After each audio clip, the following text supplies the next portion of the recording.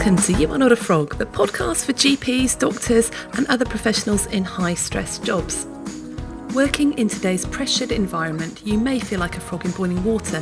Things have heated up so slowly that you might not have noticed the extra long days becoming the norm. You've got used to feeling constantly busy and often one crisis away from not coping. Let's face it, frogs only have two options: to stay in the pan, be boiled alive, or to hop out and leave. But you are not a frog, and that's where this podcast comes in. You can do more than just hop out or burn out. There are simple changes that you can make which will make a huge difference to your stress levels and help you enjoy life again. I'm your host, Dr Rachel Morris, GP turned executive coach, speaker, specialist in workplace resilience and creator of the Shapes Toolkit training programme. In the podcast, I'll be chatting with friends, colleagues and experts, all who have an interesting take on this stuff, so that together we can take back control and thrive. If you want more resources, including CPD reflection forms for the podcast, then make sure you've signed up to the You Are Not a Frog Collective, and please share these podcasts with anyone who needs them. On with the episode. So it's really great to have with me on the podcast today, Jonathan Griffiths. Now, Jonathan is a GP, he's a portfolio GP, and he's also the primary care advisor to the STP up in Cheshire. And he's a blogger and a TEDx speaker. So welcome, Jonathan. Thanks for coming on the podcast. Thank you, Rachel. It's great to be with you. So Jonathan sort of got in touch with me because I think we had my friend Jo Scrivens on the podcast a while back talking about when she lost her mum and how she coped with as a doctor with loss. And Jonathan has had a really significant loss in your life, haven't you, Jonathan? And you've gone on to do lots of work around that and speaking around that. And we thought it'd be really good to discuss that on the podcast and just share some of that with the listeners, just in case it's helpful for anyone else. So, Jonathan, what were your feelings about that? About how it could be helpful for people? Yeah, I think so I wrote a blog recently called Doctors Lose People Too, and gave my tips for bereaved healthcare professionals, because it's one of these things I think that people still don't talk about. And my bereavement was back in a number of years ago, but it was our son who died. So our son, who suddenly became unwell just around Christmas time. He was only 10 months old at the time, developed a petechial rash, ended up in hospital. We thought it was something simple, maybe like some low platelets that would sort themselves out. It was low platelets, but he had actually quite a devastating illness, hemophagocytic lymphohistiocytosis, which I'd never heard of as a doctor and had to Google it. It's a very rare haematological condition. And he spent the rest of his life in Birmingham Children's Hospital. That's my telephone ringing there, isn't it? That's all right. I'm just going to go and turn that off. Go and get it. Yeah. So I was just saying, our son had this condition, and he spent the rest of his life in Birmingham Children's Hospital. So the condition required him to have a bone marrow transplant. So he went through all the chemotherapy associated with that, had the transplant.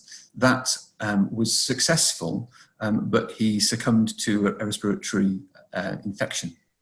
And so he died in July. And we all have to accept that we are going to be bereaved. You know, it actually is part of life, isn't it? We will all go through bereavement at some point. I think there is something about losing your own child, which is a bit different.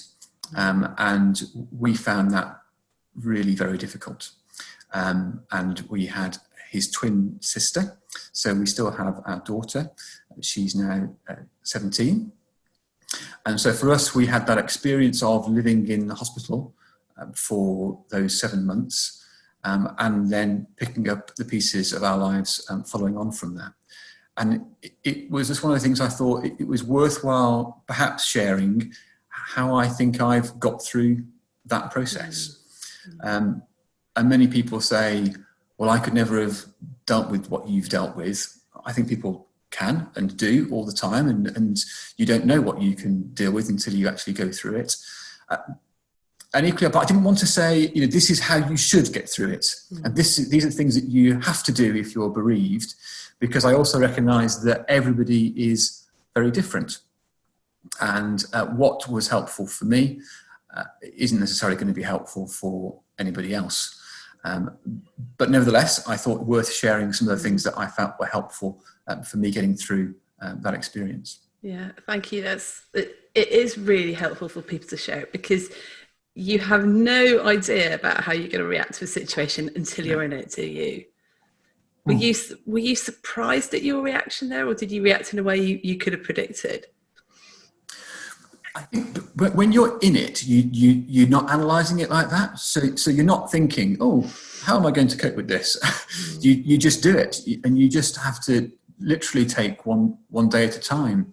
And in fact, one of my pieces of advice for people isn't in my blog, but if you are actually suffering from acute anxiety, acute trauma, or whatever it might be, and you can't see a way forward, actually all you need to do is take the next step. So can you see the next step that you have to take, or that you're going to take, or you want to take, and don't worry about anything else. Don't worry about what's after that step. Just take the next step. So what do I have to do now? I'm going to do that, and I'm not going to worry about the next step after that once I've done this. And that can be a really helpful thing, because sometimes you can get overwhelmed with anxiety about what might happen in the future. And in fact, you just need to take one step at a time, deal with that next thing, and then the thing after that, and the thing after that. And I'm not sure I consciously thought that when we were going through it. And of course, when we were going through it, we believed he was going to survive. He wasn't given a terminal diagnosis. We were expecting he was going to come through this. We were expecting that he would have the bone marrow transplant that was successful, and that one day he would come home. Apologies if you can now hear the dog drinking out. It's a very noisy dog. So apologies for all the interruptions that just make life real, don't they? Yeah. So we weren't expecting that it would end like this, and he was on intensive care, and we knew he was doing okay, but not brilliantly. And then when you're not in intensive care, this was way back then, so it may be different now, but we could stay and sleep overnight if he's on the ward in his room, as I'm sure is the case for paediatric wards, but not when he was in intensive care. So you could sit in a chair and stay there all night if you wished, but we had accommodation with Edward's House, which was a charity called Edward's Trust. The house bit doesn't exist anymore. I think it became one of the Ronald McDonald houses, but it was run by an independent charity at the time. And we had a room there. So in fact, both my wife and I happened to be there in that room that night. And I think our daughter was being looked after by grandparents. And then we got a call in the middle of the night saying, can you come now because it's unwell? And nothing quite prepares you for arriving and seeing your own child having CPR.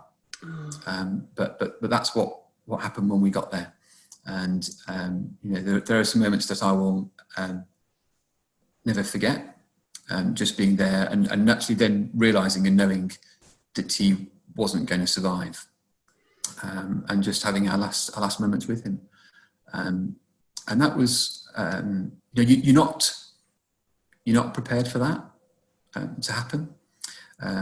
So it wasn't something that I had spent time thinking before, how will I cope with this? Because you're not going to go there. You're not going to go there. And when it does, you just do, and that was and then ringing our parents that day to say what had happened, and dealing with their grief when you're grieving yourself, and that was tough. That was really tough.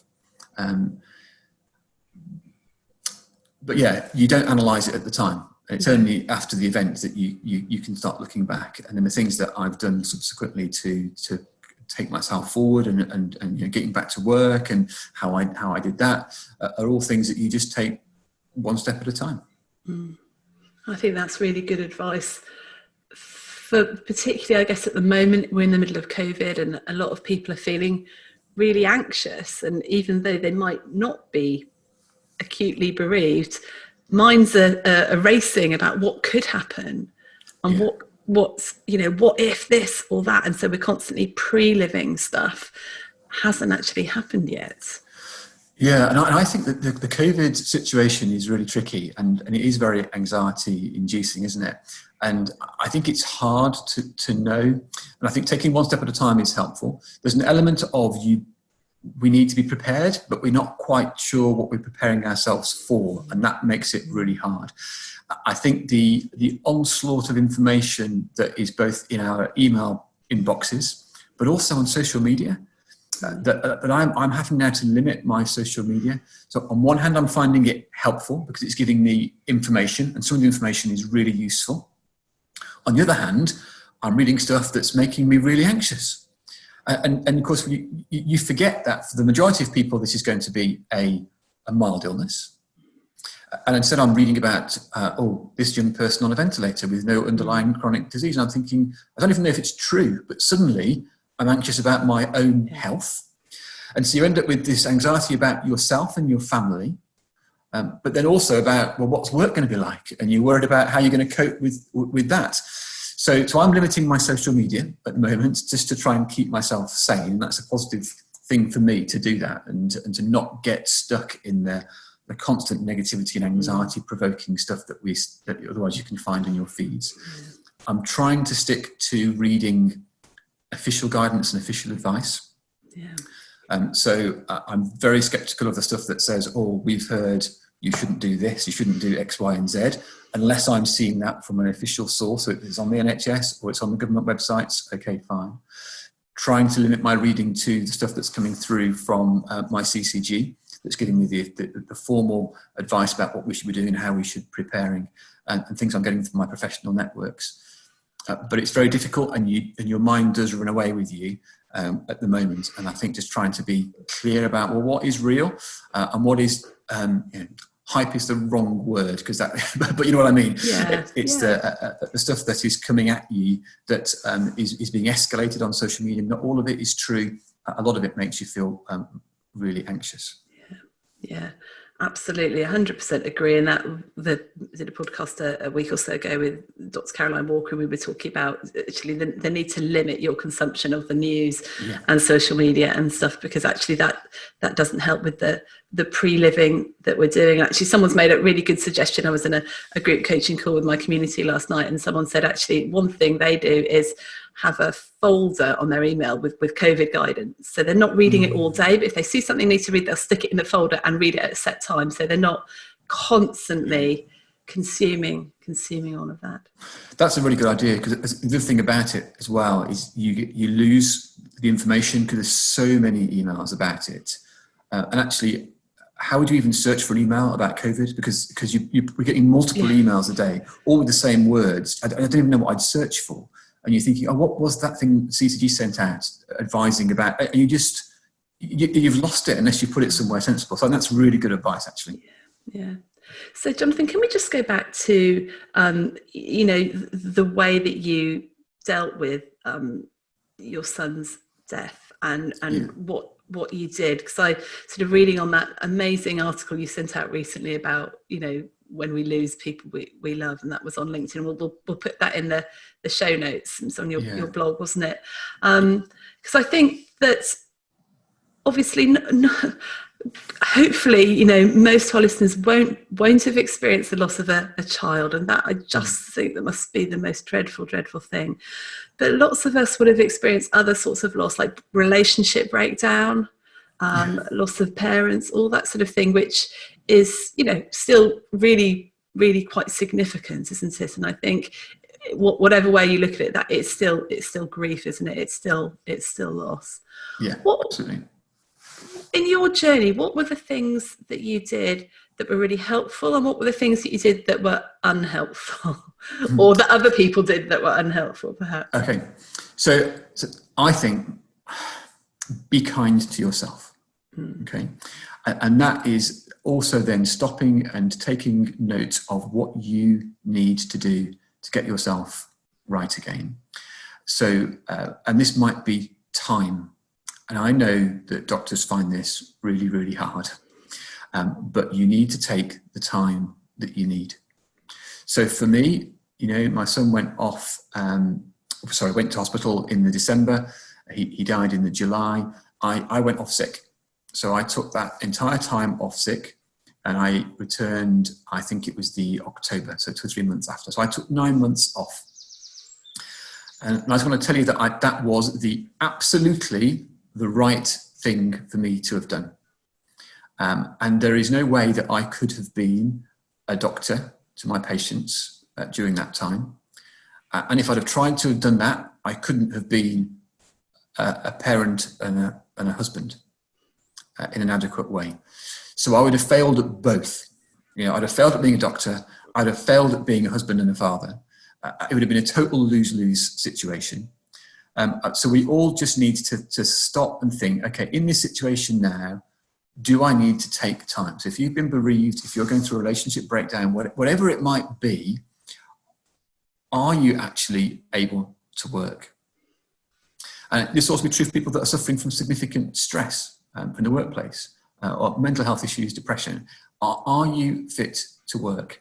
Because if you're not, then you're not helping your patients, and don't do it.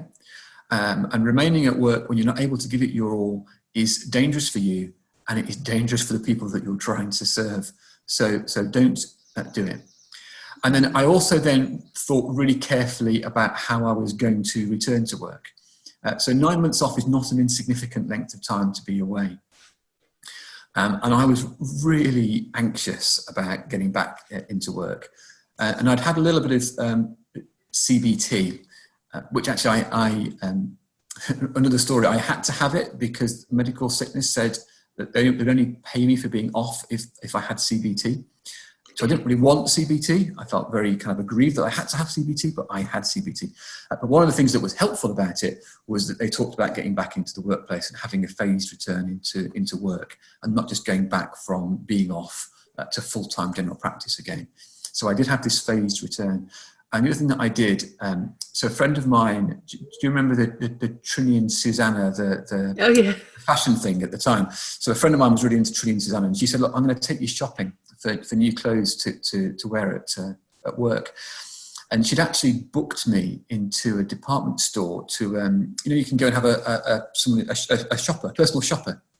So she booked me a personal shopper, and we spent the morning or the afternoon in the suit department, and I spent a load of money on brand new suits. I'd never used to wear suits. I was a jumper kind of guy, but I bought suits, and I went back into work looking different and looking professional. I power dressed basically, and it sounds daft, but it made a massive difference, and it really helped my confidence. And I think people who were at work who maybe were anxious for me about returning to work could see, he's back, and he looks like he's back, and he looks like he's ready for this, and that was really positive. So it was taking the time that I needed to, not feeling guilty about that, and then preparing for the return to work as well. And I was getting feedback that some of my other colleagues were wondering why I was off for so long. Why is he not back at work? So I was getting a bit of negative feedback around that, but it was just a matter of, that wasn't helpful from them. So in terms of what did other people do that was unhelpful, that was unhelpful for me. So, if you have, I guess the flip side, if you've got a colleague who's going through something like this or anything at all like this, please be kind to them. If they need to be off, they need to be off. Don't be putting them under pressure. Don't be. It might be difficult for you. I appreciate that, and and that's why we don't like taking time off. We know that it affects our colleagues, but we need to be kind to each other as well as to ourselves. Yeah. But I decided I was not going to feel guilty. Take the time that I needed, and it was the right thing to do. Yeah, I think that guilty feeling is so prevalent. I've been talking to, I know a few GPs that offer at the moment with COVID, and they're sat with COVID doing telephone video consultations from home when they're feeling really ill. But actually most of them have had it really quite mildly, which is good. But one of them said to me, "Well, if this wasn't COVID, I'd be at work. I'd be there." And we will. Traditionally, we have only taken time off if we're pretty much at death's door. I did a whole surgery with appendicitis once. Oh my gosh. Went to the person next door at lunchtime, went, "Can you just have a feel of my tummy?" And, it was appendicitis, I had it out that evening. But we we have this hero complex that we should just persist and carry on despite anything. And so that sort of means that when other people are off, we expect that they should be soldiering on. And what we don't realise is that actually, if they are off, they are probably really not able to be at work, because 99% of doctors have the same mindset that they would be in if at all possible. Yes. But our minds start telling us stories of, well, how come they're off? Is it really that bad, and can they really not cope? But absolutely, the realization that if it was you would be there if at all possible, but you're not. Yeah, no, I think that's right. And you just have to kind of go with it and be kind to other people and recognise where they are at. And you know these people, you work with them, they're your colleagues. And I'm sure if you stop and think about it, you will realise, okay, yeah, that they wouldn't be off if they didn't really need to be. Yeah. So just give them that opportunity to do that. Yeah. How did you communicate with your colleagues at that time? It was tricky. I kept in touch as best as possible. I mean, we were in a bit of a bubble. We were in a kind of if you can imagine, we've got, still got our daughter, so a toddler. So she learned to walk and talk in the hospital. We lived really in the hospital. And this was really, so this would have been way back in 2004.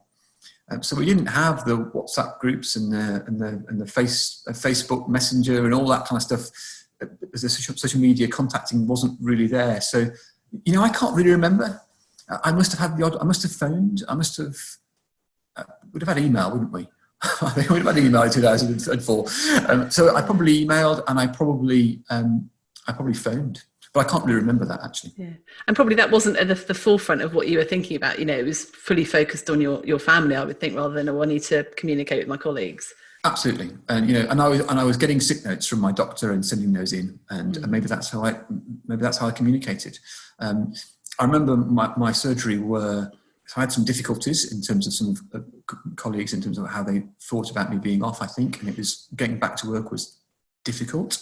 But having said that, that there was the staff who all turned out for the funeral, who clearly this meant something significant to them as well. So I did, on one hand, found it difficult at times, but others very supported. Yeah. So give yourself enough time. Yes. That's one thing. Plan how you're going to return back to work. Yes. Yeah. With whatever's helpful to you. Yes. And then I think then you need to then be prepared. So there are things that we as doctors, healthcare professionals, will end up having to deal with that may well re-trigger the trauma that you have experienced. So for me, so I've already talked about it, in terms of seeing my son have CPR. So then how do you cope when you have to have your CPR training, which you have to do every year? So, if you know, for example, that is going to be an issue for you, what are you going to do? You can't not do your CPR training. It's one of the mandatory things you have to do. But it's daft to pretend it's going to be easy and that you're going to be all right. So prepare yourself. That might just be mentally preparing yourself. Okay, I'm going to have to go through this. It's going to be awful. Is it telling some people around you, please remember last time I saw anybody having CPR, it was my son. Are you going to actually go to a trainer and say, can I have one-to-one CPR training, please? And this is why. But, whatever you need to do that, but just be ready for it. Are you going to have to see people who had the same condition as the person, your loved one who's died? How are you going to deal with that? If your loved one has died from cancer, how are you going to deal with the next patient you see who has that cancer? And sometimes you have to compartmentalize it. So in the moment, you just have to shove that thought into a different part of your brain and do your consultation, but then be good to yourself, be kind to yourself, go and have a cup of tea, do what you need to do afterwards, have a cry, if that's what you need to do, but acknowledge to yourself, well, that was really tough, wasn't it? And some things you can prepare for, but sometimes it's a matter of, I know at some point I'm going to be in that situation. I don't know when it's going to happen. How am I going to deal with it when it does? Because you can't predict it. And sometimes for me, I can be feeling fine and then somebody will say something or do something and it'll just trigger a memory and you're feeling awful and you're right back into it again. and you just need to be prepared for those moments to hit you, and almost kind of think, okay, when I do, what am I going to do? Can I leave that environment? Maybe I can. In the middle of a consultation, you probably can't. No. And you probably do have to do that compartmentalization bit, don't you? Put it in a different part of your brain, finish what you're doing, and then deal with your emotions afterwards. I think that's the important bit, isn't it? Yes, compartmentalize it, but don't leave it in that compartment. That's right. Yeah. So at some point, acknowledge and deal with it, and that might be a text to somebody that you know is supportive, whether that's your partner, another loved one. It might be talking to a colleague, just saying, "Gosh, I've just had to deal with this." It might be saying, "Actually, I need to go for a walk. Actually, I'm either going to run my surgery late, or can you help me?" And actually, in my experience, when a colleague says to me, "Actually, Jonathan, I need some help this afternoon. Can you make that phone call? Can you see that patient?" It might be that they're being overwhelmed or whatever it might be. I'm going to say, "Of course, I'll see that patient for you. That's absolutely fine." And I think my colleagues would do the same for me. So if I needed to just take a moment and they understood what was going on, or even if they didn't, if I was to say that, I think our colleagues are sensitive enough to say, "Of course." And it's part of being, again, be kind to each other. Yeah. Yeah, I was going to say, doctors ask for help so rarely that if you have a colleague that's asking you, that's massive alarm bells, crumbs. Okay, yes, of course, yes. They'll help. And what's going on for you? And is there anything else, any other support that we can give you? Yes, yeah. So be open about it as well. And so if you've been through a significant loss, then the people that work with you, if they know that can help you through, and you can be open about it, and that can help you to prepare and deal with it when these situations arise. Do you think that people are as empathetic and sympathetic and as helpful when it's been a different source of loss, like I guess a relationship breakdown, a divorce, or something else other than I guess we can all imagine what a bereavement, what a death is like, but there's all sorts of other stuff, isn't there? Yeah, and I'm not sure that people are necessarily, and I think that there's something about how long you allow people to feel like this for. And so, one of the points that I made was as an individual with a bereavement is not expecting to get over it. Yeah. But I think because actually you don't ever really get over a significant bereavement. It's just something that becomes part of you, and you deal with it in a different way, and it feels different over time. So you do not feel the same forever that you did in that acute moment of loss, but you are changed forever. People allow you to be grieving for a certain period of time, and they kind of stop allowing you to grieve, and they don't give you the slack anymore. And I think that probably with other kinds of loss, that timeline is condensed even more. So, if you're suffering from relationship breakdown, divorce, whatever it might be, people are going to be very sympathetic with you, I'm sure, in the short term, but they probably don't. They're not as sympathetic for as long as they might be with the kind of bereavement that I've suffered. But maybe that's a message for us all, actually, that we need to be aware that everybody will have this grieving process will take a different length of time for different people, and we need to be sensitive to that.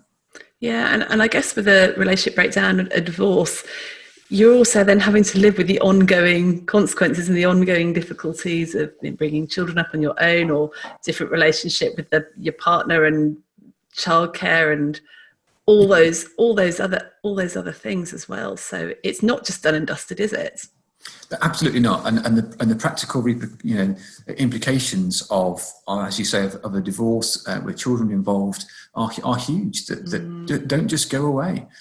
And how do you suddenly, how do you manage childcare and work when there's suddenly only the one of you doing it, rather than the two? And we need to just stop, be sympathetic. Just think and try and put yourself into the shoes of the other person, which can be really difficult to do. But okay, what are they going through, and how can I help to support them with that? So how did people help and support you practically in that time of? So I think we had a lot of support when he was in hospital, and practical support, actually. So people brought us meals. So I don't think we hardly cooked anything for that 7 months. Just friends and family who would just turn up and say, here you go, I've made you meals for this week. And that was helpful. I think giving us space, just being there, not trying to tell us what to do. I think there were people who couldn't deal with it, and people who disappeared, because they couldn't deal with what they were going to say to us, and they were so worried about saying the wrong thing that they just didn't say anything. And they disappeared really from our friendships. There weren't many of those. And I think if I was giving advice to if you know somebody who's been through a significant loss, bereavement, actually you might not know what to say. Unless you're very insensitive, you probably can't make things worse. Because really, you know, my son's just died. Can you really make that worse by anything that you say? You probably can't. And actually saying something is better than saying nothing. Even if it is saying, I really don't know what to say, but I'm here. You know, somebody turning up on the door to take me out for a drink, you know, give me a bottle of whiskey and saying, that's for you, let's go and have a drink. And I think just saying, I'm here. I'm here. And also people turning up at the door and are saying, actually, if you don't mind, can you go away again? and saying, of course, that's absolutely fine. But then not staying away forever, you know, not taking that as a snub that I don't ever want to see you again. Then they come back again. And so for sometimes you just need to be there and continue being there and waiting for that individual, that couple, that family to be ready to be engaging again. But be there. Be there for them. And that was the key thing. That people didn't give up on us and didn't walk away.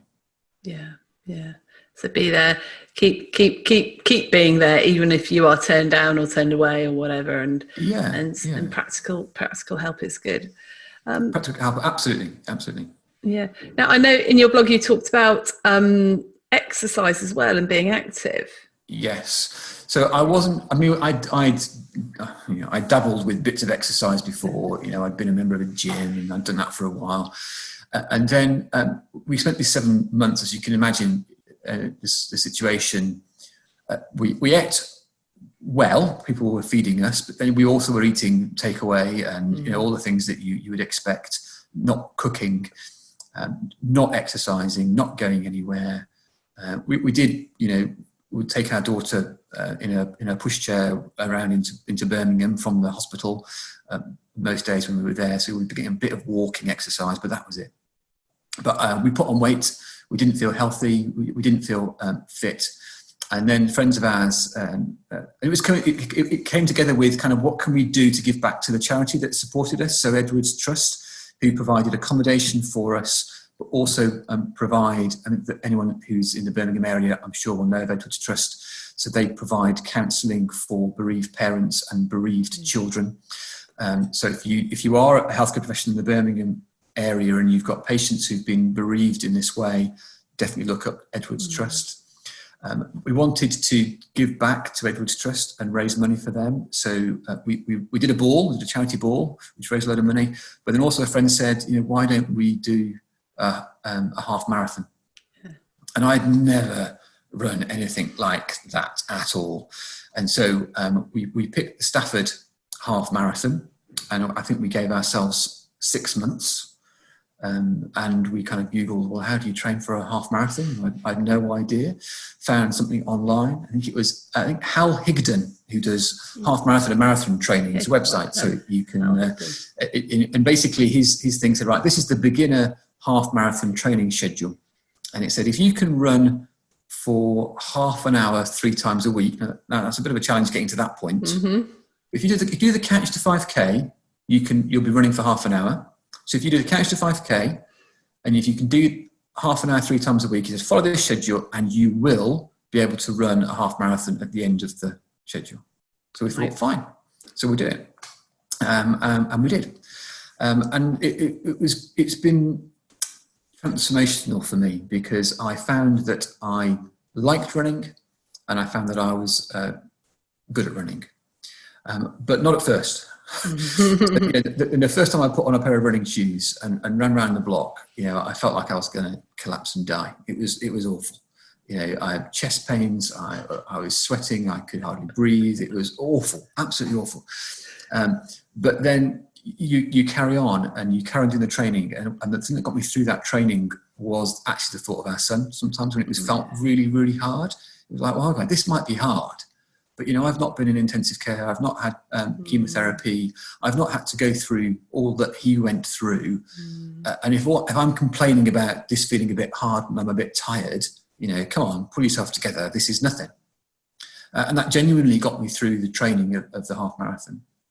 But then I didn't stop running after doing the half marathon. So we did that. We had a 2-hour target for the half marathon, which everyone told me at the time was a good target. I think I did it in 1 hour 52. So we did it that's good. well under that. And I've done other half marathons since. I think my best was a 1 hour 37, 38 or something. Brilliant. So, found that I could do this, and it's something that I was good at. And actually, exercise is amazing. So for me, it might be running, but it could be anything: swimming, cycling, going to the gym, football, golf, walking, yoga, aerobics. You pick your exercise. It doesn't matter what it is. It does make you feel better. Yes. And getting outside is part of that for me. So I'm not averse to doing a home workout or going to the gym and doing things indoors if need be, as we pretty much all are at the moment with the COVID situation. But actually getting outside and running in fresh air for me is amazing. Getting out, walking in the fresh air, getting out I particularly like going out to the mountains, and I don't do fell running very often, but when I do it, I absolutely love it. I remember particularly difficult conversations in my negotiating my return to work and coming home feeling really, really uptight and wound up. And then a friend of mine, we'd arranged to play golf. I'm a very, very bad golfer, but we'd arranged to play golf. And by the time I'd done that round of golf, the thoughts had all gone. Yes. And it has this magical ability to go and do something where you're focusing just on that, and you come back and everything has changed. Yeah. Interestingly, it's not just exercise, and any activity that can distract you is really helpful for stress, isn't it? And I used to belong to so before all of this, before our son died, I used to belong to a choir, a choral society. And we used to sing really quite difficult choral music, and it was a Monday night rehearsals, and it was like, I think, why am I doing this? I have a really busy Monday as a GP. I would literally go straight from work to the choir, no time to eat anything, and you think, and feeling really stressed as you do at the end of a long Monday. But then 2 hours in choir, and you'd come back. Did I go to work today? I can't remember, and just being able to concentrate on something very different that I had to concentrate on because it was difficult, but different to work, made such a difference. So although I'm saying this about activity, and I think there is something about exercise I would want to reinforce that is great, other things can have a similar effect, just in terms of distracting you and taking your mind off things. Yeah, for sure. Because all these things that we do, sort of hobbies and things, they get us into flow where you are completely absorbed, and that's a really, in terms of well-being, it's really, really helpful for us to do something regularly that gets you into flow, like singing, like running, like playing an instrument, like playing a board game. I've actually got a podcast ready to go with Emma Pez, who runs an organisation called Singing Nation, and that's all about community choirs. And she says that choirs actually hit all 5 of the NHS 5 ways to wellbeing. So they hit the connection with other people. They hit the being active, because you're quite active when you sing, aren't they? They hit the sort of giving, because obviously often it's sort of giving with the community. It hits the sort of learning, doing things differently, and it hits the noticing and being very, very mindful in the moment. So those 5 things, we will put out the podcast soon, but I was going to put it out the week that we were all told to stay at home. So I thought probably need to leave that until we can all leave our houses and actually do something about it. So singing really really important, gets you into flow. But I think and the connecting thing is really important, isn't it? And at this moment in time with the COVID, connecting, really important thing for us to be doing in whatever way you can.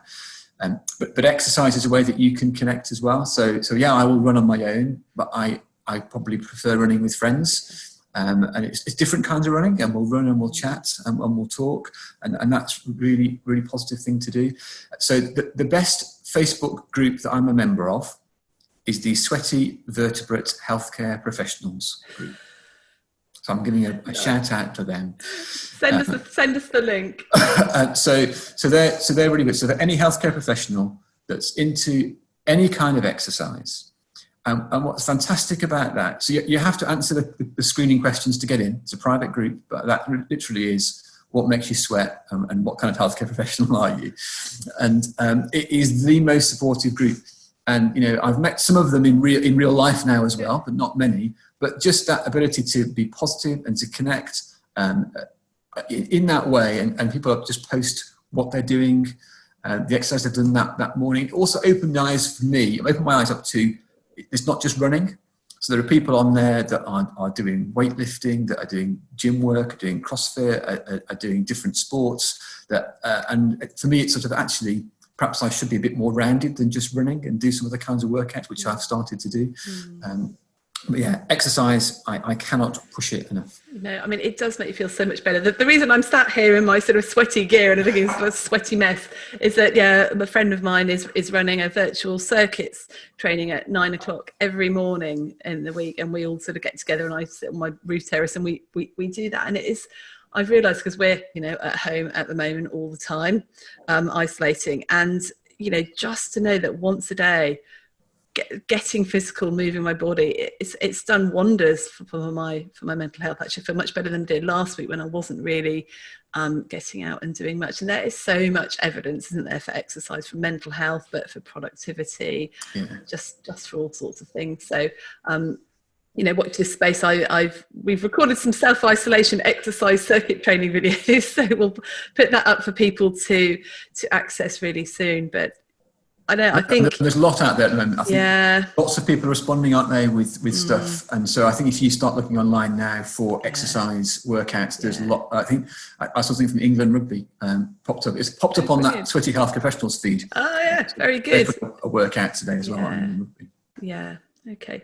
So we've talked about the importance of being kind to yourself and other people being kind to you as well. We've talked about being prepared to go back to work.